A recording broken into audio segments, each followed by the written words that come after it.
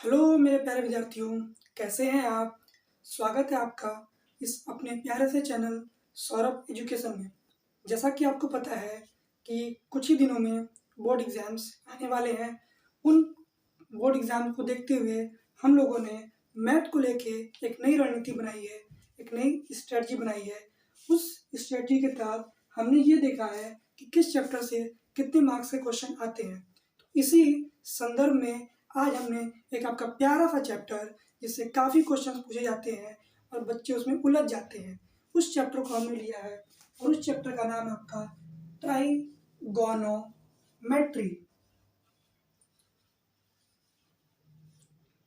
प्यारे विद्यार्थियों, इस चैप्टर का आपके बोर्ड एग्जाम के पॉइंट ऑफ व्यू से बहुत ज़्यादा इंपॉर्टेंस है। इससे काफ़ी क्वेश्चंस पूछे जाते हैं और क्वेश्चंस कुछ टेक्निकल भी होते हैं। तो आज हम लोग इस चैप्टर्स के वन शॉट रिवीजन को देखेंगे। हम इसमें कॉन्सेप्ट भी समझेंगे और कुछ क्वेश्चंस को एग्जाम्पल के तौर पे सॉल्व भी करेंगे। आइए स्टार्ट करते हैं। सबसे पहले प्यारे बच्चों, ट्राइगोनोमेट्री का एक बार रिवीजन कर लेते हैं। ट्राई यानी कि थ्री, एंड गोनो यानी कि एंगल, एंड मेट्री यानी मेजर। सो इस चैप्टर में प्यारे बच्चों हम क्या करते हैं कि किसी ट्रायंगल के तीनों एंगल के मेजरमेंट को ध्यान में रखते हुए उस चैप्टर का स्टडी करते हैं। फॉर एग्जांपल, हमारे पास हमेशा ट्रिग्नोमेट्री में राइट एंगल ट्रायंगल ही होता है। हमारी सारी ट्रिग्नोमेट्री की कॉन्सेप्ट राइट एंगल ट्रायंगल पर ही होती है, कोई ऐसे ट्रायंगल पर नहीं होती है। अगर इस टाइप के ट्रायंगल पे हम ट्राइगोनोमेट्री अप्लाई करना चाहते हैं तो भी हमें इसके अंदर कहीं ना कहीं 90 डिग्री एंगल फॉर्म करना पड़ता है, तभी हम ट्रिग्नोमेट्री कॉन्सेप्ट को अप्लाई कर सकते हैं। तो आइए हम देखते हैं 90 डिग्री राइट एंगल ट्रायंगल में ट्रिग्नोमेट्री का कॉन्सेप्ट कैसे अप्लाई होता है। तो प्यारे बच्चों, आपने ये पढ़ा होगा कि 90 डिग्री के अपोजिट वाले साइड को हम लोग हाइपोटेन्यूस बोलते हैं, और ये जो साइड है और ये जो साइड है, इनमें से एक परपेंडिकुलर होता है और एक आपका बेस होता है। इसमें आप डिसाइड नहीं कर सकते कि ये परपेंडिकुलर है या ये बेस है, ये परपेंडिकुलर है या बेस है। क्यों प्यारे बच्चों, जिस एंगल के बारे में हमको ट्रिग्नोमेट्री रेशियो कैलकुलेट करना होता है, उस एंगल के अपोजिट साइड को हम लोग परपेंडिकुलर ले लेते हैं और बचे हुए साइड को हम लोग बेस सपोज कर लेते हैं, मान लेते हैं। तो सबसे पहले मैं आपका स्टार्ट करता हूँ स्टार्टिंग चीज़ों से। जो बेसिक चीज़ें आपके ट्रिग्नोमेट्री में है और वो ये है, अगर आपके पास कोई ट्रायंगल गिवन है, सपोज करते हैं ये परपेंडिकुलर है, ये बेस है और ये हाइपोटेनियस है।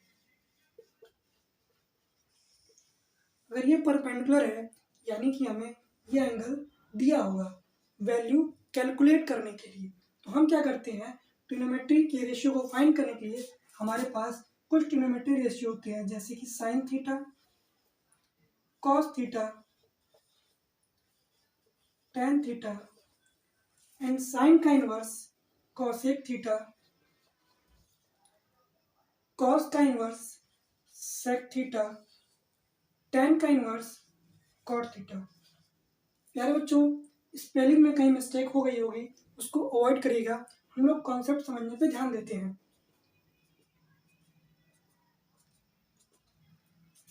साइन थीटा एक ट्रिग्नोमेट्री रेशियो है। उस रेशियो को हम लोग कैसे फाइंड करते हैं, हमेशा P upon H। P perpendicular को डिनोट करेगा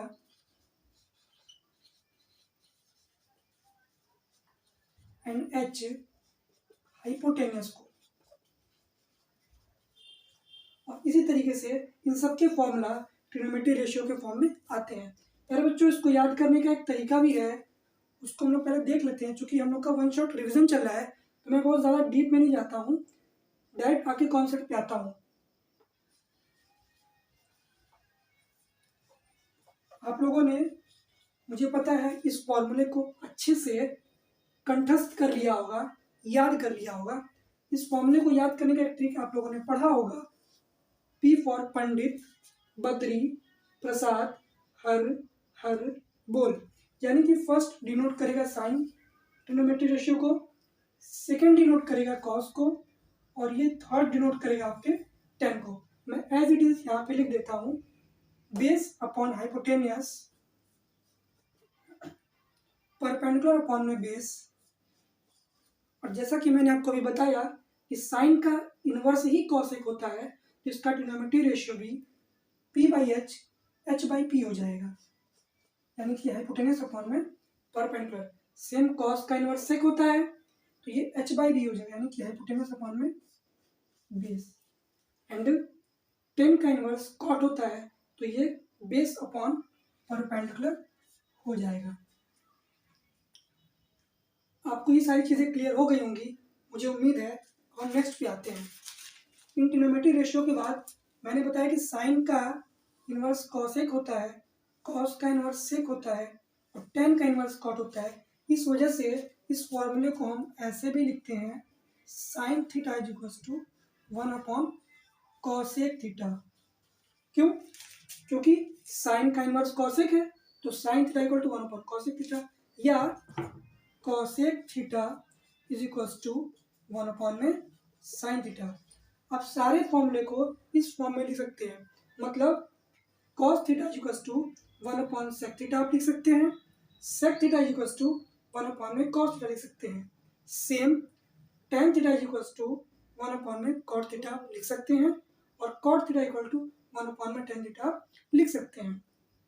इसमें कोई ऐसी प्रॉब्लम वाली बात नहीं है, क्योंकि ये फॉर्मूले से हमें दिख रहा है। अब हम लोग कुछ ट्रिग्नोमेट्री आइडेंटिटीज है उन पे बात कर लेते हैं।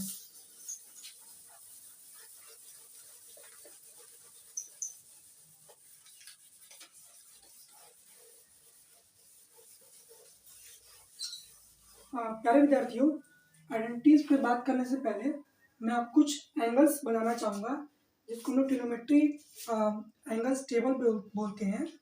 वो टेबल कुछ इस तरीके से है, आपको ये टेबल मेमोराइज होना बहुत ज़रूरी है।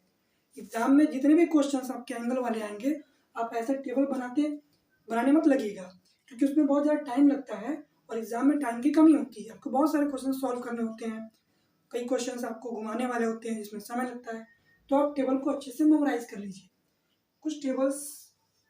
कुछ एंगल्स मैं यहाँ पे लिखता हूँ, जैसे 0 डिग्री,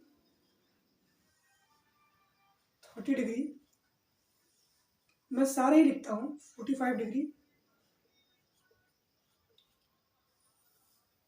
60 डिग्री, 90 डिग्री। ये देखते हैं हम लोग साइन की वैल्यू। तो साइन 0 डिग्री की वैल्यू 0 होती है। साइन की वैल्यू तो आपको एकदम याद होनी चाहिए, मतलब किसी भी एंगल की वैल्यू पूछिए, साइन 45, साइन 60, तो आपको तुरंत पता होना चाहिए। साइन थीटा की वैल्यू 1/2, साइन 45 की वैल्यू 1/√2, साइन 60 की वैल्यू √3/2, एंड साइन 90 की वैल्यू 1। अब हम लोग देखते हैं कॉस की वैल्यू। कॉस की वैल्यू फाइंड करने के लिए इस साइन की वैल्यू को आप इन्वर्स कर दीजिए, तो कॉस की वैल्यू आ जाएगी। कॉस की वैल्यू, कॉस 0 डिग्री की वैल्यू 1, कॉस 30 डिग्री की वैल्यू √3/2, कॉस 45 की वैल्यू 1/√2, कॉस 60 की वैल्यू 1/2, कॉस 90 की वैल्यू 0। कुछ नहीं किया, मैंने उसी को इन्वर्स कर दिया है, आपको पता भी होगा। इसी तरीके से आप 10 की वैल्यूज निकालेंगे। 10 की वैल्यूज निकालने के लिए आपको क्या करना होगा, tan theta is equal to एक फॉर्मूला होता है, sine theta upon cos theta. आप क्या करेंगे, tan के जिस एंगल की वैल्यू आपको फाइंड करनी होगी, आप उस एंगल को डिवाइड कर लेंगे, यानी कि साइन 0 फाइंड कर tan 0 फाइंड करना है तो साइन 0 अपॉन में कॉस 0, tan 30 फाइंड करना है sine 30 upon cos 30, tan 45 find करना है तो आपका tan 45 अपॉन में 45, एंड सो ऑन आप फाइंड करेंगे। वैसे ही आप साइन का इनवर्स कॉसेक फाइंड करेंगे, कॉस का इनवर्स सेक फाइंड करेंगे, और tan का इनवर्स कॉट फाइंड करेंगे। कैसे?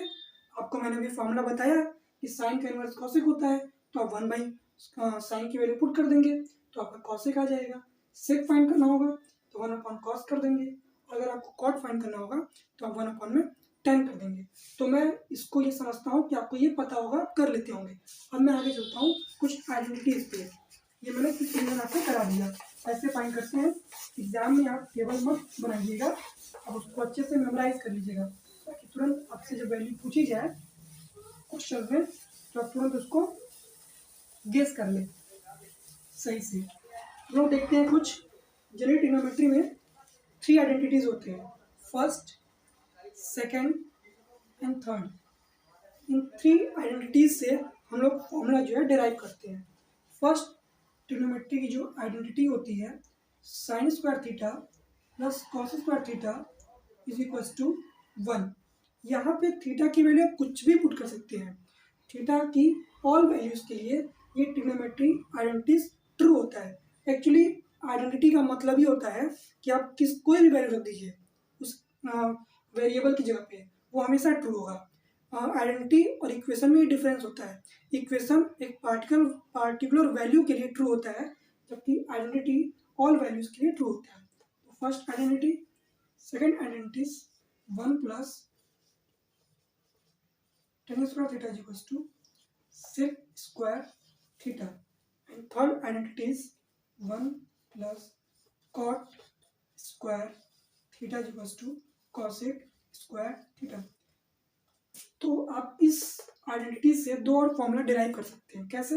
अगर आप यहाँ से cos स्क्वायर थीटा की वैल्यू फाइंड करना चाहते हैं तो cos square theta equals to 1 minus sine square theta. अगर आप यहाँ से साइन स्क्वायर थीटा की वैल्यू फाइंड करना चाहते हैं तो ठीक है, sine square theta equals to 1 minus cos square theta, and so on. यहाँ पे भी आप अगर टेन स्क्वायर थीटा की वैल्यू फाइंड करना चाहते हैं तो sec square theta minus 1, and same यहाँ पर भी आप इस तरीके से कर सकते हैं। तो ये आपके कुछ फॉर्मूलेस थे और आपकी आइडेंटिटीज थी जिस पे बेस्ड पूरा ट्रिग्नोमेट्री चैप्टर्स है। आपको इन्हीं फॉर्मूले को बस मेमोराइज करना है। मैं आपको गारंटी देता हूँ, अगर आपने सिर्फ इन फॉर्मूलाज को अच्छे से पढ़ लिया और समझ लिया तो ट्रिग्नोमेट्री चैप्टर्स की एक भी क्वेश्चन बोर्ड एग्जाम में आपसे मिस नहीं होंगे। बस आपको मेरे पे यकीन रखना है। मैं सारे क्वेश्चंस जो इंपॉर्टेंट है आपको यहाँ बताऊंगा और करवाऊंगा। आइए देखते हैं कुछ क्वेश्चंस जो आपके एनसीईआरटी बुक्स में दिए हुए हैं।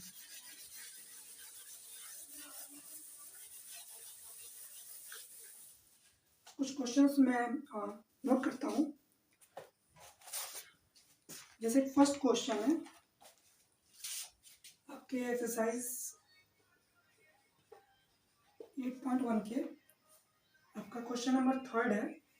फर्स्ट सेकंड मैंने स्किप कर दिया, बहुत इजी क्वेश्चन थे। अब अगर थर्ड अगर आप सीख लेते हैं तो फर्स्ट सेकंड भी कर लेंगे। मैं बताता हूँ आपको। Sine A equals to 3/4 if sin A is equals to 3/4 then find the value of calculate cos A and tan A। यार बच्चों इस क्वेश्चन को हम देखते हैं कैसे सॉल्व करना है। तो फर्स्ट आप ये देखिए, यहाँ पे साइन ए लिखा हुआ है। तो अगर साइन ए लिखा हुआ है तो उससे आपको घबराने की जरूरत नहीं है। वो ए मतलब एंगल ही है, थीटा ही है। वहाँ पे बी लिख सकता है, सी लिख सकता है, एक्स लिख सकता है या थीटा लिख सकता है, कुछ भी लिख सकता है। साइन हमेशा एंगल के साथ ही आएगा। यहाँ पे कोई भी ट्रिग्नोमेट्री रेशियो अकेले नहीं आता है, मतलब सिर्फ टेन नहीं आएगा। टेन जब भी आएगा तो एंगल के साथ आएगा। टेन थीटा होगा, टेन ए होगा, टेन बी होगा। अकेले अपने आप में टेन कुछ भी नहीं है। ये एक ट्रिग्नोमेट्री रेशियो है। तो हम लोग देखते हैं, हमने साइन ए का फॉर्मूला पढ़ा था P/H, यानी कि परपेंडिकुलर अपॉन में हाइपोटेन्यूज। इस टाइप के क्वेश्चंस में जब भी ऐसा क्वेश्चन आए, आपको एक ट्रिग्नोमेट्री रेशियो दिया हो और कुछ भी पूछ रहा हो, सबसे पहला काम आपको एक राइट एंगल ट्रायंगल बना लेना है। सबसे पहला काम ये आपको करना ही करना है। आपको राइट एंगल ट्रायंगल हमेशा बना लेना है। और ये जो वैल्यूज दी हुई है आपको यहाँ पे फिल कर देना है।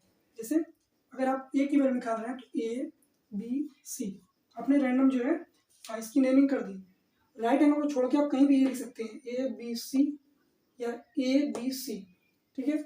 परपेंडिकुलर 3 है, एंगल के सामने का जो साइड होता है वो परपेंडिकुलर होता है। एंगल ए के सामने का साइड ये आपका परपेंडिकुलर हो गया, तो ऑब्वियसली आपका ये बेस हो गया और ये आपका हाइपोटेन्यूज हो गया। तो मैं इसको ना लिखते हुए इसकी वैल्यूज लिखता हूँ। तो हाइपोटेनस आपका 4 है। तो यहाँ से आपको परपेंडिकुलर फाइंड करना है। यार बच्चों, मैं एक चीज़ मिस कर गया आपको बताना, एक पाइथागोरस थ्योरम भी होता है, मैं उसके लिए माफ़ी चाहूँगा आपसे, वो मुझे शुरू में ही बता देना चाहिए था। पाइथागोरस थ्योरम होता है जिससे हम, आपने पढ़ा भी होगा, जिससे हम क्या करते हैं, अगर इस ट्रायंगल में पी बी एच का एक रिलेशन होता है, ये कोई भी साइड नहीं दी हुई है, तो उसको हम फाइंड करते हैं किस फॉर्मूले से, इस फॉर्मूले से, हाइपोटेनस का square equals to P square plus B square. ये हमारा एक फॉर्मूला है। इसी फॉर्मूले से हम लोग फाइंड करते हैं इस परपेंडिकुलर की वैल्यू। हमारे पास हाइपोटेनस 4 है, 4 का स्क्वायर यानी 16, परपेंडिकुलर हमें फाइंड करना है, और बेस हमारे पास 3 है, तो ये हो जाएगा आपका 3 स्क्वायर यानी कि 9। ई स्क्वायर की वैल्यू आ जाएगी आपकी 16 में से 9 गया 7, तो पी की वैल्यू आ जाएगी आपकी √7। हम लोग क्या करते हैं, इस वैल्यू की हेल्प से कॉस ए और टेन ए को इवेल्युएट करते हैं। तो कॉस ए इक्वल्स टू, जो फॉर्मूला है बी अपॉन में एच, यानी बेस अपॉन में हाइपोटेनस। तो ठीक है, आपका बेस यहाँ से क्या हो गया, आपने क्या माना, ये परपेंडिकुलर माना है, तो बेस आपका ये हो गया, तो √7/4, √7 बेस, और हाइपोटेनस आपका 4, और टेन ए की वैल्यू आप यहाँ से देखेंगे परपेंडिकुलर अपॉन में बेस, तो परपेंडिकुलर आपका यहाँ पे क्या है 3 है, और बेस आपका √7 है, तो ये आपका 10 की वैल्यू है। इसी तरीके से आपके पास कोई भी ट्रिग्नोमेट्री रेशियो अगर दिया हो और कुछ भी फाइंड करना हो, अभी तो एक वैल्यू कॉस ए 10 दिया था, एक इक्वेशन के फॉर्म में कोई वैल्यू दे देगी, जैसे कि sin a plus 10a upon में cot a, इसको फाइंड करना है। उसके लिए आपको घबराने की जरूरत नहीं है, आप सिंपली सारी वैल्यूज निकाल के इसे पुट कर सकते हैं। हाँ, मैं इस चीज़ को भी बताऊंगा आगे आने वाले वीडियोस में, इसको भी क्लियर करूंगा इसको कैसे फाइंड करते हैं। फिलहाल के लिए हमें दीजिए इजाज़त, और कोई भी क्वेरी या वीडियो कैसा लगा उसके बारे में अगर आपको बताना हो तो नीचे कमेंट बॉक्स में ज़रूर बोलिएगा, ताकि उससे हम अपनी क्लासेस को और बेटर कर सकते हैं। Thank you.